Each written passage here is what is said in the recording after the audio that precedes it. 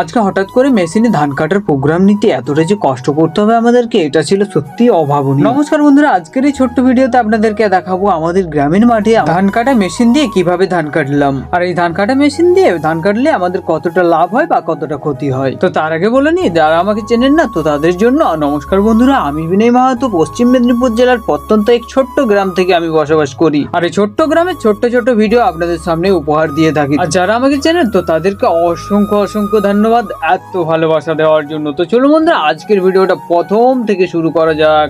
বেলা তখন দুপুর গড়িয়ে বিকেল হতে যায়, হঠাৎ করে আমার কাছে ফোন আসে ধান কাটা মেশিন ওয়ালাদের। ফোন করে বলে যে তোদের পাশের জমিতে আমরা ধান কাটছি ধান গাড়ি নিয়ে, তো তোরা যদি ধান কাটতে চাস অবশ্যই চলে আয় তাড়াতাড়ি মাঠে। তখন আমি আর বিলম্ব না করে তাড়াতাড়ি করে চলে গেলাম বস্তা তিরপল নিয়ে মাঠে। আর মাঠে আসার পরেই দেখি যে আমাদের জমিতে চালানো শুরু করলো এইমাত্র।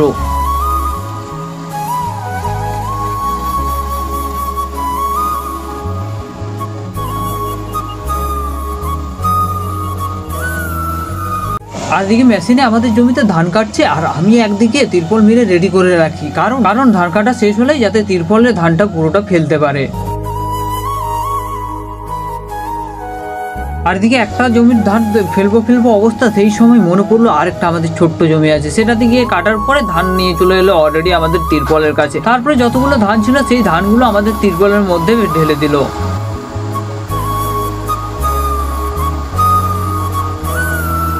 তারপরে তিরপলটা ঢালার পরে আমি একটা একটা করে বস্তা করলাম, বস্তা করে দেখলাম যে আমাদের হাতে কাটার থেকে মেশিনে ধান কাটা অনেকটা কম হয়েছে। দেখতে পাচ্ছেন যে একটা দুটো তিনটে চার পাঁচ ছখানা বস্তা হয়েছে, কিন্তু ছখানা পুরোটা ভর্তি হয়নি। তো যাই হোক, মোটামুটি যেটা হয়েছে এটাকেই নিয়ে এখন বাড়িতে যেতে হবে।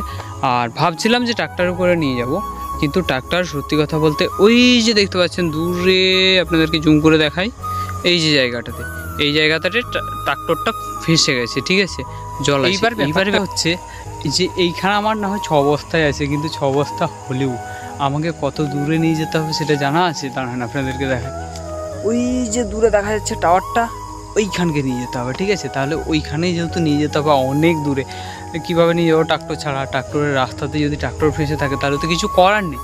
তো কী করা যায় দেখা যাক, শেষ পর্যন্ত আশা করছি এতক্ষণে অন্ধকার হয়ে যাবে, তার কারণ সূর্যি মামা দেখতে পাচ্ছেন একেবারে অস্ত যাবে ব্যাপার হয়ে গেছে। এই যে দেখুন অবস্থাটা দেখুন।